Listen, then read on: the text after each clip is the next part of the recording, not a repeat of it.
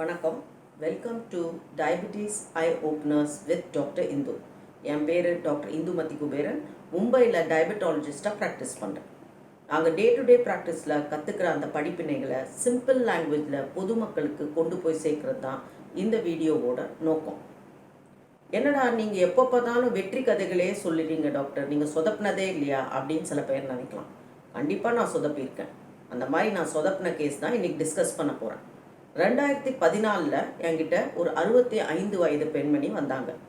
ரொம்ப high sugar, fasting, வெறும் வயிற்றுல அவங்களுக்கு 375 இருந்தது. சாப்பிட்டதுக்கப்புறம் 500க்கு மேலே இருந்தது. ரொம்ப ஒல்லியாக, ரொம்ப வீக்காக வந்தாங்க. ரொம்ப ரத்த சோகையாக, ஒரு ரத்தமே இல்லாத மாதிரி இருந்தது அவங்களுக்கு உடம்புல. அவங்க வரும்போது அவங்க கிட்ட எல்லாத்தையும் ஹிஸ்ட்ரியெல்லாம் கேட்டு அவங்கக்கிட்ட கொஸ்டின்ஸ் ஹிஸ்ட்ரி கேட்கும்போது அவங்க சொன்னாங்க, மேம் எனக்கு பசிக்கவே மாட்டேங்குது, ரொம்ப நான் நல்லா ஹெல்த்தியாக இருப்பேன், 75 கிலோ இருப்பேன், 2 கிலோவாக குறைஞ்சி இப்போ நான் ஒரு 58 கிலோவுக்கு வந்துட்டேன் டாக்டர், எனக்கு ரொம்ப பயமாக இருக்குது, அப்படியே ரேப்பிடாக வெயிட் லாஸ் ஆகுது. யூஸ்வலி சர்க்கரை அளவு ரொம்ப அதிகமாக இருந்ததுன்னா வெயிட் லாஸ் ஆகும்.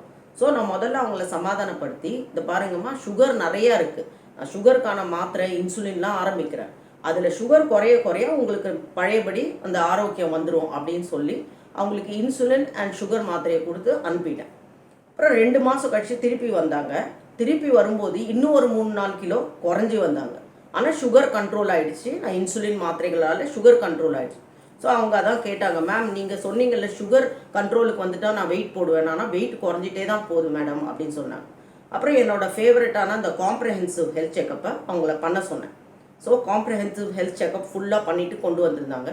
அதில் அவங்களுக்கு லிவர் ஃபங்க்ஷன் டெஸ்ட் ரொம்ப அப்நார்மலாக இருந்தது. அதாவது எஸ்ஜிஓடி, எஸ்ஜிபிடி, ஜிஜிடி இது 3 ரொம்ப ஹையாக இருந்தது. ஸோ அவங்கக்கிட்ட நான் சின்ன வயசில் ஏதாவது மஞ்சக்காமால் ஏதாவது வந்திருக்காமா, ஹெப்படைட்டிஸ் வந்திருக்கா, வேக்சின் போட்டிருக்கீங்களா, இந்த மாதிரிலாம் கொஸ்டின் பண்ணேன்.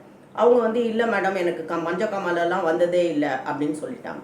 ஸோ அவங்களுக்கு இப்போ அது ஒரு இதுக்கு மேலே எனக்கு கண்டுபிடிக்க முடியாததால் நான் எனக்கு தெரிஞ்ச ஒரு ரொம்ப பெரிய ப்ரொஃபஸர் இருக்கார். அவர் கேஸ்ட்ரோஎன்ட்ராலஜி ப்ரொஃபஸர். அவர்கிட்ட இந்த பேஷண்ட்டை நான் ரெஃபர் பண்ணேன். அவங்க உடனே அவர்கிட்ட போனாங்க. அவர்கிட்டேருந்து எனக்கு கால் வந்தது. அப்புறம் அவங்ககிட்ட கேட்டார், டாக்டர் இந்த மாதிரி இந்துமதி நீ நல்லா எக்ஸாமின் பண்ணியா இந்த பேஷண்ட்டை? சொன்னேன், ஆமாம் டாக்டர் எக்ஸாமின் பண்ணேன்னு.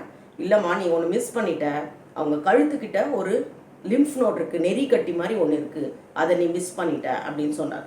ஸோ உடனே அதை பயோப்சி பண்ணி பார்க்கும்போது அந்த அம்மாவுக்கு இருந்தது டியூபர்குலோசிஸ், காச நோய். அதுதான் அவங்களுக்கு லிவர் வரைக்கும் பரவி, அதனால தான் எஸ்ஜிஓடி, எஸ்ஜிபிடி, ஜிஜிடிலாம் அதிகமாக இருந்திருக்கு. அதை அந்த டாக்டர் கேஸ்ட்ரோஎன்ட்ராலஜிஸ்ட் கரெக்டாக கண்டுபிடிச்சி டிபி மாத்திரைகள் 1 வருஷத்துக்கு அவங்களுக்கு கொடுத்தாரு. என்னோட இன்சுலினும் போயிட்டே இருந்தது, அவரோட டிபி மாத்திரையும் போயிட்டே இருந்தது. ஒரு 6 மாதத்துக்குள்ளேயே அவங்க ரொம்ப நல்லா ஆயிட்டாங்க. பழையபடி ரொம்ப தெம்பா, ரொம்ப நல்லா ஒரு ஒரு ஆரோக்கியமாக ஆயிட்டாங்க. ஸோ அப்போது அவங்க வெயிட்டும் கூடிக்கிட்டே அந்த பழைய நிலைமைக்கு 1 வருஷம் அந்த டிபி மாத்திரை போட்டதில் அவங்களுக்கு 75 கிலோவில் வந்துட்டாங்க. இன்னும் ஆனால் நான் சொதப்பினாலும் அவங்க இன்னும் என்கிட்ட தான் கண்டினியூ பண்ணிட்டு இருக்காங்க. ஸோ இந்த கேஸ்லேருந்து நம்மளுக்கு என்ன படிப்பினைனா, ஒரு டாக்டர் நல்ல டாக்டராக இருந்தால் அவங்க இந்த டெஸ்ட்டை பிலீவ் பண்ணாமல், டெஸ்ட்டையே டிபெண்ட் பண்ணாமல் அவங்க ஹிஸ்ட்ரி அண்ட் கிளினிக்கல் எக்ஸாமினேஷன் இதுதான் ரொம்ப முக்கியம். நோயோட தன்மையோ காரணமோ கண்டுபிடிக்கிறதுக்கு ஒரு நல்ல டாக்டர் ஹிஸ்ட்ரி அண்ட் கிளினிக்கல் எக்ஸாமினேஷனை தான் டிபெண்ட் பண்ணுறோம்.